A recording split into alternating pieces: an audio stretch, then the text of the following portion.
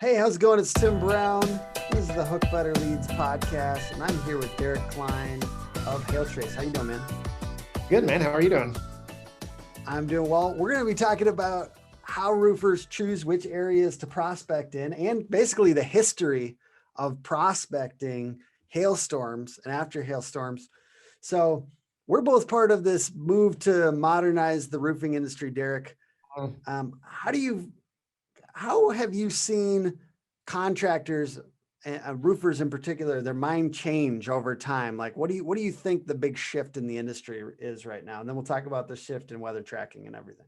Yeah. So, I think it all boils back to the idea of understanding like what your vision is, or like how you see yourself as an entity in the business world, right? So, we were talking about, the transition for Hailtrace, because when I started Hailtrace 11, 12 years ago, I saw us as a weather product, and I saw us as the product, essentially, that we were a company of our product. And so we were a weather company is the way that I envisioned us. And I think, and to modernize the roofing industry, it's kind of the same way. So roofing companies, they see themselves as roofing companies, and they're not wrong. They are roofing companies.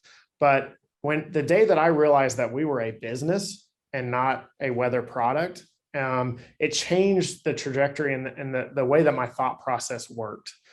Because now all of a sudden, we were a business that specialized in weather. Just like roofing companies will someday, if they haven't already, will realize that they're a business that specializes in roofing. And when we make that change, we learn to understand that we're really tracking a lot of the same things. And you learn to change the ideas, the things that you're tracking as a company.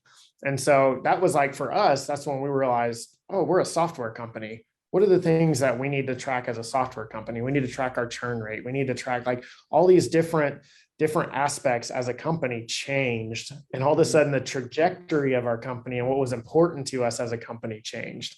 And so I think that's, when we talk about modernizing the roofing industry, that's really what we're talking about is changing the way that they view themselves. Yes, you are a blue collar industry and a blue collar company, and there's, hammers and nails and climbing on roofs and sales and all that type of stuff. But what are the things that you're tracking that make you successful as a company? And what technologies are you using to help yourself be successful as a company? I think that's, that epiphany that I had is something that I think a lot of contractors hopefully will have if they haven't already. I always kind of say something similar to that, where it's like, you're not a roofing company, you're a customer service company that does roofing. Yeah, exactly. And I say the same thing about it. We're not a marketing company, we're a customer service company that does marketing. Yeah. It's transactional. It's almost a little bit more obvious if you have subcontractors. I think some of these guys that have subcontractors get it like on that front a little bit easier. Yeah. I think it's almost harder sometimes when you are that craftsman, super artisan style mindset. Like, I don't want to scare people off of that. Obviously it's beautiful. And I think on the West Coast, it's more often, but it's like, you still should have those things in place, like checklists and quality control and each of your steps down to the, the specifics. Well, even if you hire great people internally that you think are doing the right things, I think there's still like an executive function that needs to be there, thinking like a business, thinking like a customer service is your main thing. Well, at the end of the day, like I got into this because I love weather. And I would assume most roofers or contractors got into it because they love the craftsmanship behind some of that, right? They love that side of it. And by all means, I don't think as a CEO, you should get rid of 100% of that. In order for your company to be successful, you have to love what you do. And so, I like, for me, for example, like I go chase tornadoes for our local TV station, and that's a lot of time that I put into that. But I do that because I love weather, and I'm able to kind of pinpoint that into something. It's good for marketing. It's good for building me up as an expert. The industry sees, oh, well, this guy's good enough to go put himself in front of a tornado. Surely he can tell me where a hailstorm is going to be, right? So like we're able to bridge that gap, and I'm able to still go do the things that I love, but at the end of the day, I can still take that time away to dive into the metrics that are going to make us grow as a company, to understand, what tools do we need to be successful as a company. And so some of that stuff is fun and some of it's not. I just got to make sure to have a little bit of that fun still. So I love that. And by the way, I did see you out chasing storms recently, and I was like, damn, that dude knows what he's doing. He must know what he's doing. Okay, so let's go through the history of how people have basically tracked down where storms affected roofs.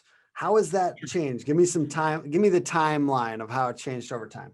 Well, it's kind of interesting if you go back and look at it, on like a linear, divide of how things happened, right? So you have basically like around 1995 or so. So anything before 1995, obviously storms still happened. We still had hailstorms and tornadoes, and there are quite a few of them, honestly. They still happen pretty often now. Obviously the population's a lot higher now, so the number of people impacted is higher today than it was in the past, and the amount of money that's available is a lot higher today. But pre-1995, no matter what you say, people had their roofs impacted with hail. They had high wind events, they had tornadoes. So how did those roofs get taken care of? Well, most of the time it was the homeowner had a leak, or they had, it went past the point to where it wasn't unobvious, and now they had to make a move. And so they would call the contractor, right? Hey, I've got a leak. And the contractor would come out to inspect the leak, and they would see the other damage that had occurred from whatever storm it was. And then that's how they knew it was time to file that insurance claim. But that's essentially how it worked pre-1995. In 1995, basically the internet came around right before that, but the internet became a useful tool, and it kind of grew from 1995 to 2008. And this tool that popped up, the Storm Prediction Center, a lot of contractors will refer to it as NOAA. I think StormerSite uses that data as well. So there's a handful of resources that are using this NOAA or Storm Prediction Center data, but essentially a storm chaser or an emergency manager or the TV media, or like myself, I can report in hail, and I can say, hey, there's hail in Edmond, whatever size, or we had 70-mile-an-hour winds in Edmond. There's a tree down, whatever, right? So we had this ability to report this to NOAA, to a centralized resource. And then that data was put on the internet, which gave contractors a tool to say, oh, look, there was golf ball size hail in Cedar Rapids, Iowa. And they could go to Cedar Rapids, Iowa, and many times they found out that it was actually 5 miles north of Cedar Rapids, Iowa, or it wasn't actually golf ball size hail. It was maybe a little smaller, maybe as a fishing story from a storm chaser, right? But they had a resource to be able to go and basically prospect and look for something. In 2008-ish, I want to say HailWatch was the very first one to do this. I'm giving one of my competitors a little handout there, but HailWatch was created, right? And it was based off of the need of, hey, if they need this data, why couldn't we take the radar and map the data that we had? And a couple other people came shortly right after that. But essentially we had these maps that took the maximum hail size that was capable, and they put it out. And that's kind of been honed in and been worked on over the last, since 2008 to 2021, right? So over the last 13 years or so, that's been the resource. But the problem with that resource is it's been focused on max hail size and very generic. And so that's what contractors have had to use. And it's definitely helped and revolutionized the industry as far as their prospecting, right? I can know, like, hey, between this street and this street, this is the area that I need to focus on. Didn't necessarily tell them which homes were damaged specifically, or if they even had damage, but it gave them the target, the audience, right? The broad target. Well, in 2013, there was an upgrade to the NOAA radars, or the NexRad radar that's available. And so that's called dual pole radar. And what that did is it gave us the ability to do some stuff with radar technology that we couldn't do before. And it took a little while to understand it, to be able to test it and analyze it. And here in our office, we've literally been taking that data and utilizing it and trying to understand it better and better and better over the last 8 years. And so what we were able to do was come up with a solution that enabled us to take that, instead of saying the maximum hail size, we were able to come up with a solution that starts to talk about the volume of hail, the duration of hail, the not the maximum hail size, but what was most of the hail size. And then we were able to take some of the data that contractors have, or that's available in the public as well, where we start talking about the roof age, the roof type. And we were able to come up with this solution that said, hey, what if instead of saying you need to focus in between this 3-mile radius, but in this neighborhood right here, there are literally 12 houses that you need to be on.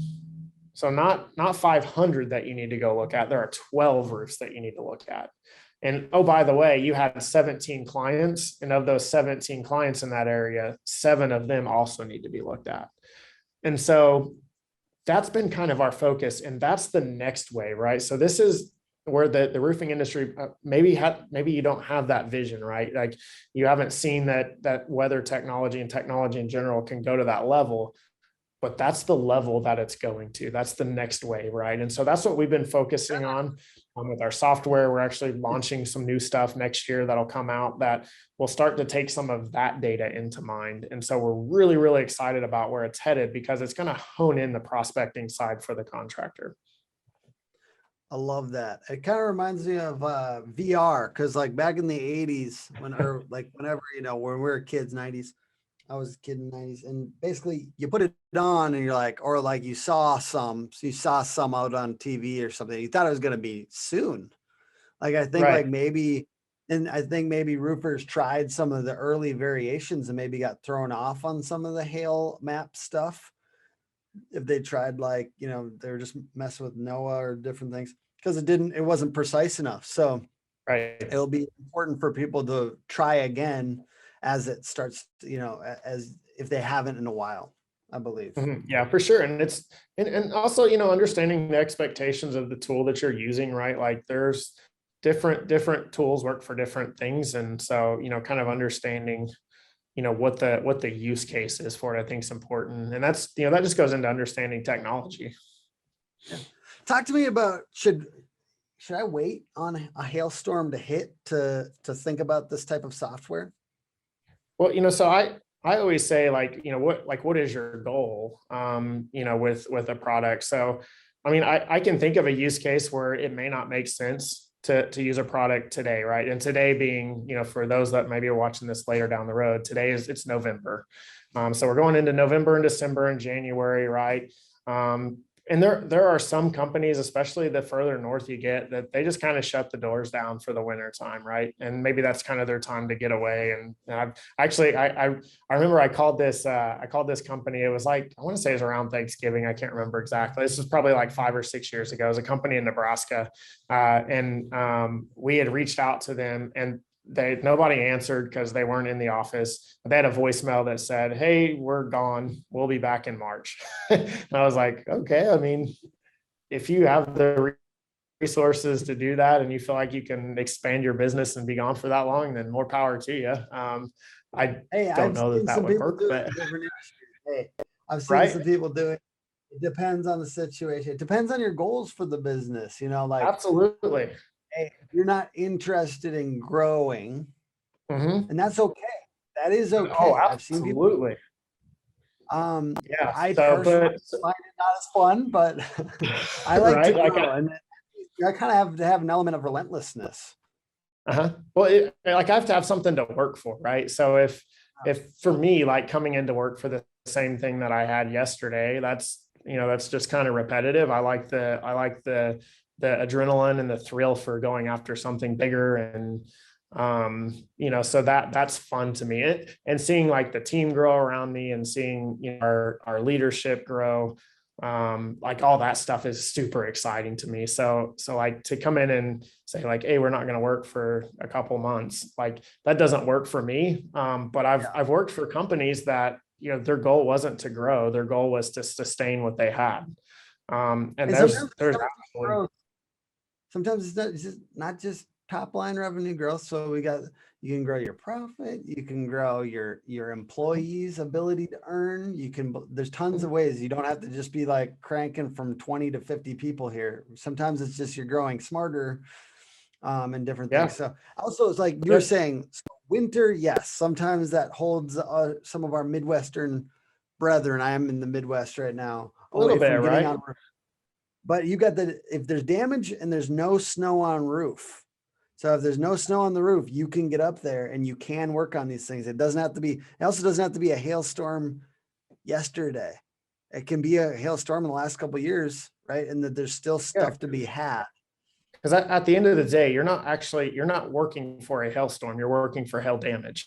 And hail damage is available, like, or even wind damage or tornado or whatever, right? Tornado is probably going to get fixed pretty quickly. But you know, at the end of the day, your goal is to find storm damage, not to have a storm happen. Like the storm creates the result that you're looking for. But unless everything has been repaired from previous storms, there's damage available. Our current estimation across the United States is around 10 million roofs need to be replaced because of storm damage today, right now.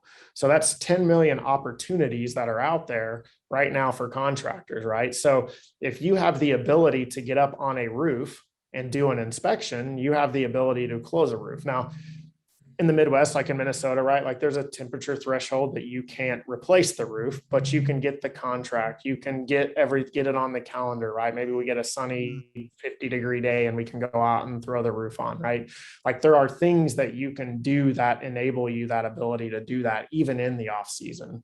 But at the end of the day, like one of the things that I think is most powerful is that what you do today, what you do in November, December, January, and February, when you think there's nothing to be done, what you do in that time period is going to be more impactful for what happens storm-wise or business-wise in March, April, May, June, July, August, September than anything you could ever imagine, right? The company that sits around and does nothing and creates no revenue resource, right? Because we don't just sell something. We can't just decide to flip on a switch and go make some money tomorrow, right? So the work that we're doing today is creating sales opportunities for us that will create marketability, right? Like it'll create momentum. It will create the ability, like cash flow, right? Like if I make no money all winter long, that's cash flow that I'm strapping myself for the ability to create a marketing campaign when the hailstorm happens. Or how about this, to be able to hire 5 sales reps before a hailstorm happens, months before a hailstorm happens,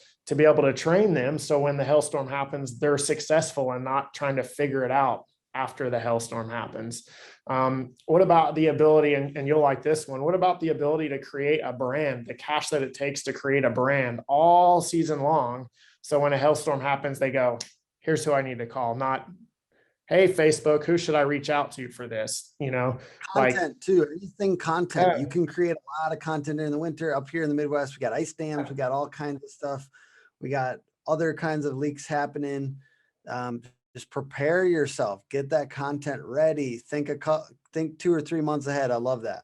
I would, you could make the argument that what you do the next 2 or 3 months are more important than what you do in August when you think it's your busy season. Like that's what results in those surges. That's what makes the surges happen, because in the surge, you start turning down stuff. Like people, have to turn down stuff sometimes when there's a surge happening. So act like there's gonna be a surge happening and do all the things that you know you're gonna need. And somehow that also helps create the surge. Right, exactly. So yeah, I love wintertime. And I think, I think our product even plays such a big role because there's damage out there, right? So let's go find it and we can kind of help you hone that in. I love it. Anything else that you feel, give me a vision, okay, for this next couple of years in regards to weather technology changing the roofing industry. Really, Cass, what are people going to do?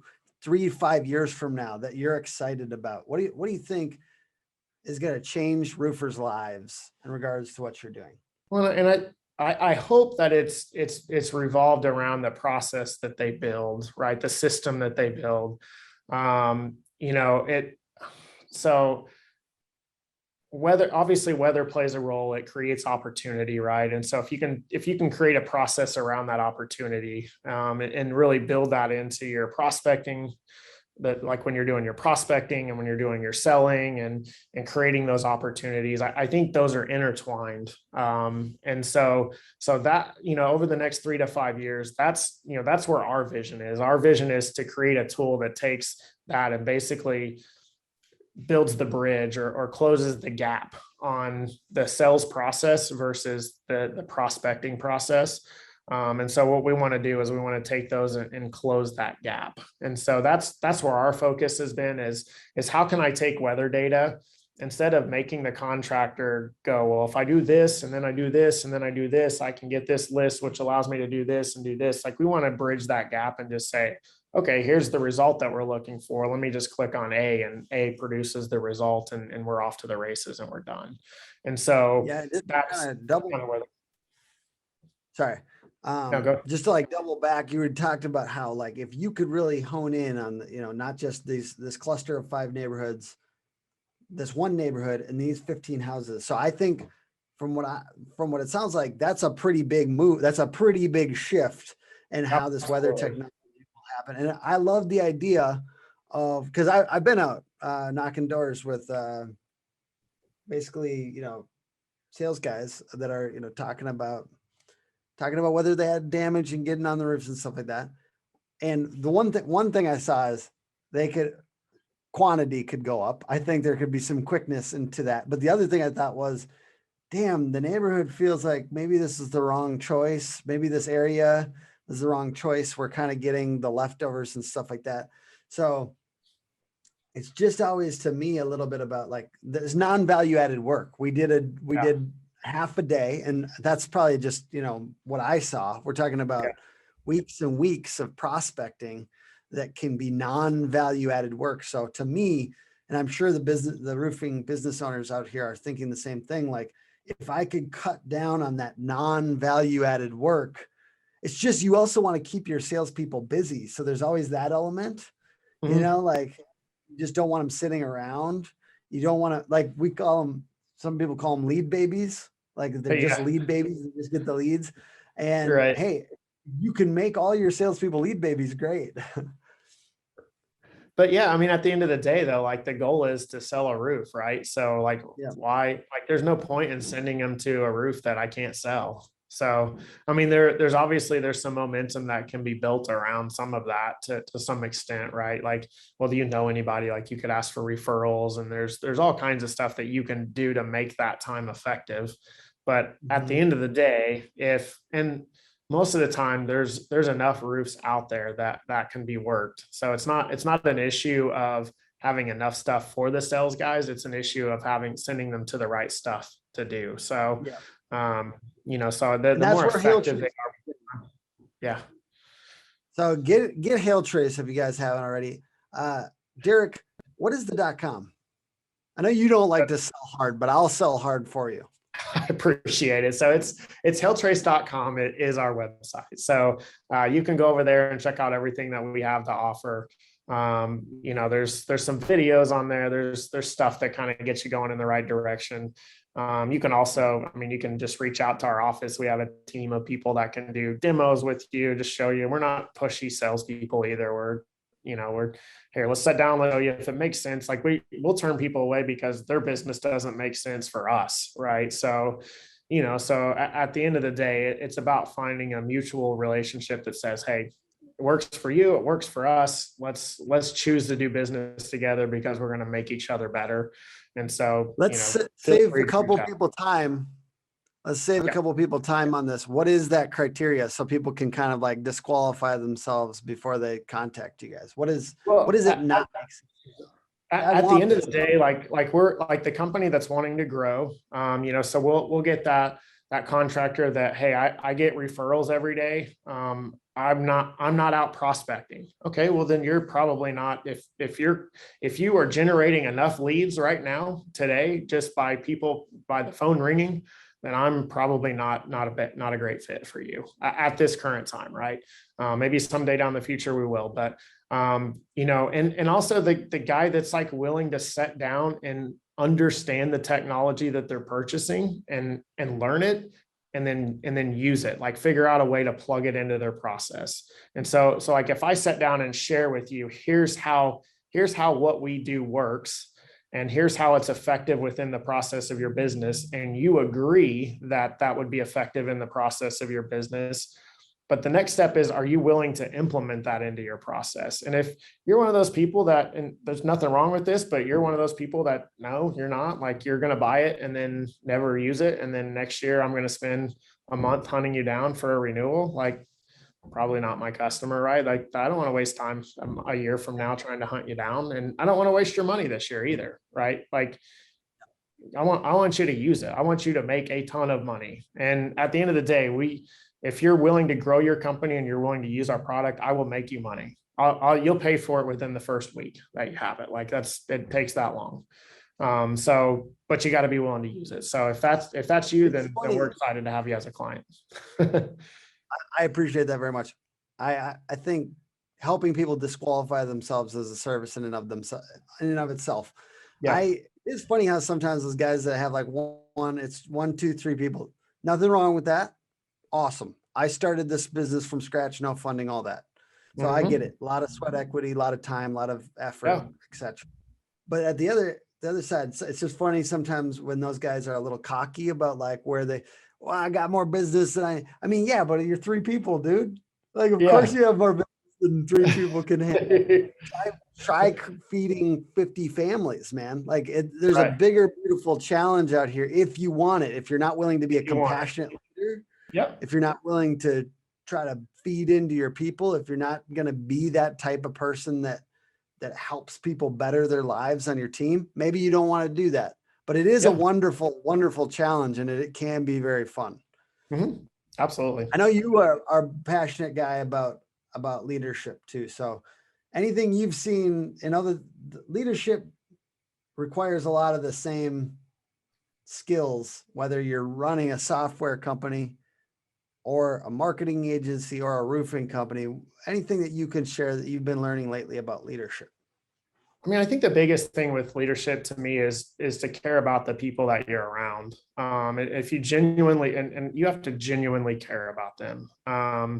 And I think it helps you solve all problems when it comes, if you genuinely care about the people that you're around. So that includes your customers, that includes your employees, that includes your family, your friends, like all of those people. So, when you're making decisions and you actually care about the people, it makes you want to become better as a leader. Like, it gives you the why in what you do. And so you have more drive to go read the book or listen to the podcast or go listen to the speaker, but not only listen to it, but to actually implement it into what you do as a person. So what if I don't care about them? Right. So, I mean, maybe that's why leadership's not for you. So, yeah. And another thing is a challenge to people that if you don't think of yourself as a leader, like start. I mean, even if you're either the right-hand man or you're a salesperson starting out and you're looking, I mean, because there's other people listening to this podcast, like if you act like a leader, you become a leader. Business owner, a leader is someone that has influence. And everyone can have influence. And people will ratchet you up quick. Like, it's the quotient, I feel, for becoming a leader in an organization is lower than ever because like there's been high turnover and stuff like that in a lot of companies. And there's an element of, if you can just step into that and act like it, carry yourself like a leader, treat people like a leader would, speaking to them, not always being the problem person, you're being the solution person now and you're helping other people solve their problems on the team. People will start to treat you and give you the raise like a leader and give you the title like a leader. Basically, you just act like it. Realistically, in this day and age, you can be a leader much quicker than I think 10, 20 years ago. Like I said, being a leader is someone that has influence, and anyone can have influence. There's a really good podcast Craig Rochelle. He has a podcast. I don't know if you've heard of it before, but it's on leadership. But he has an episode. He calls it "Leading Up," and so that's for the leader that's maybe in an entry role position at a company. But how do you lead up to the people that are above you in that position, right? So if you look at it from a hierarchy, right? Like they're leading up to the people above them. And it's a really, really good podcast because it talks about like how you can become a leader and how you can lead up to those above you, and what you can expect to get as a leader that way. So it's a really, really good one. I would highly recommend for anybody to go listen to it. All right, one last question here. What is a mistake that you've seen in leadership that maybe kind of crops up that you've seen more often lately? Maybe in roofing companies. I'm guessing you talk to a lot of these guys. So something you've seen mistake in leadership. I mean, the biggest thing that I see right now in the roofing industry, as leaders is maybe not focusing on, God, I mean, I don't know if this is maybe a mistake in leadership, but I see it as like, one of the things I see is again, and it goes back to what we started this podcast on, but not realizing what your company is. And it's a business, right? And so when you understand that and you say like, my goal is to focus on this as a business and start to focus on the metrics that make a business successful, not what makes a roofing company successful, right? But what makes a business successful? Well, then you can start to make some decisions that are a little bit different. It continues to change the trajectory of Hailtrace. Like I learned stuff yesterday that blew my mind. It was kind of like a punch in the gut at some of the stuff that I was like, oh, I can't believe I didn't know that. I wish I would have known that 3 years ago. But always be willing to kind of humble yourself and go, I don't know everything and I don't know everything within my company. So I need to learn, some more within my company. And I can say one way to also humble yourself consistently is get a business coach. They're typically not very cheap, but they are worth it if you can find a business coach. What's that? Who's your business coach? His name is Mike Crandall. So, and it's amazing. And he just asks questions, right? So like he's constantly asking me questions that creates more curiosity within my business.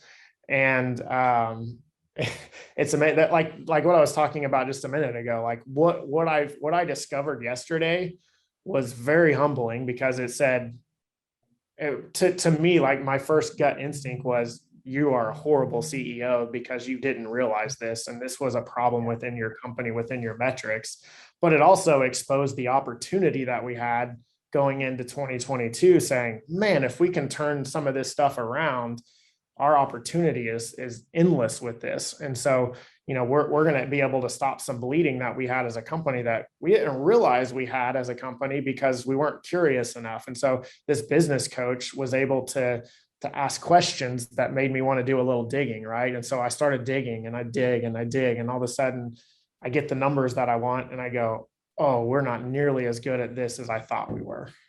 And so curiosity, I mean, that's one of our core values here at Hailtrace is curiosity. Like I love questions.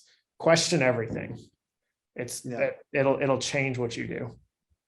So I have the same thing. I have kind of a peer group with a couple search engine optimization guys, just to go nerdy for a second, in my market that are close by. And they, it's nice to be niched because they don't care, they'll give and we bring them in for hourly or whatever.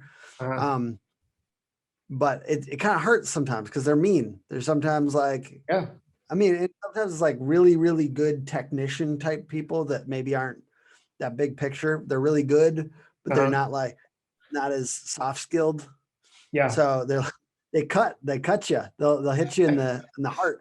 And I just like kind of talking to the SEOs on our team about it. And like it's like a window. You got to crank down that window. You got to crank down the ego for a little bit to be able to receive the information. And then you can crank it back up if you need it. Cause I need it sometimes. I need that. I need a little bit of confidence and chutzpah to like make sure that the team will follow me. Right. But like, it's good to be able to lower that ego and accept the new information or accept a kind of a question that hurts a little bit. Yeah. And don't be afraid to like involve the leaders around you too. Right. Like that was like how I got my confidence back. Right. So like I knew, so like when it first hit me, I was like, man, I mean, I would fire me if I knew this. And so, and then, it's probably not that bad. Right. But at the end of the day, it's like, we always the ebb and flow, right? Like the depression chart of it, like 1 minute you're like king of the earth, and then like 5 minutes later you're like trash, right? Like that's the person, like the emotions of a business owner. But Exactly. and so I was definitely riding that roller coaster. But like I get done, and then all of a sudden I'm like, oh, I've got these 7 leaders around me that are super smart. They're super passionate about what we're doing. They have people speaking into their life that are super smart and super passionate about what they're doing. All I have to do is like, which I've already done. Like I said, look what I found, like immediately, look what I found. This is a hole in our business. And we all were like, well, look at the opportunity. And so now we're all like brainstorming ideas, and they're coming up with stuff that I hadn't thought of. And I'm coming up with stuff, and like, we're finding resolutions to the problem that we uncovered. And because we have a core group, a great group of leaders within our company that I've empowered, I said, hey, you're not a manager in my company. I don't want to tell you what to do. I want you to lead in your own way. I want you to be you. I hired you because of what you bring to the table, not because of what I bring to the table. I don't need somebody to go tell, hey, I want you to do this and do this and do this. That's not what I'm looking for. I'm looking for somebody that I say, here's the problem, and you come back with great solutions. And I have a great group of leaders that's what we're doing. And so, at the end of the day, like I uncover this problem, but I realize I've got this great group of leaders. We're going to solve this problem. And next year, we're going to be a better company because we uncovered it. And we uncovered it because I have people that I trust to influence me to ask me, to poke me, to pride me, and to ask those hard questions. Good. So get those people around you. And once again, what's the .com so I can send people off here? Hailtrace.com is where they can go. I think they can call it 855-334-4245 if they want to call the office. If they're one of those people. 855. Yeah, no, it's 855-334-4245. Awesome. Thank you so much. Thank you for joining. The podcast is put on by hookagency.com, Hook Agency all over social. And grateful you guys watched or listened to this today, and have a good one. Bye. Appreciate it.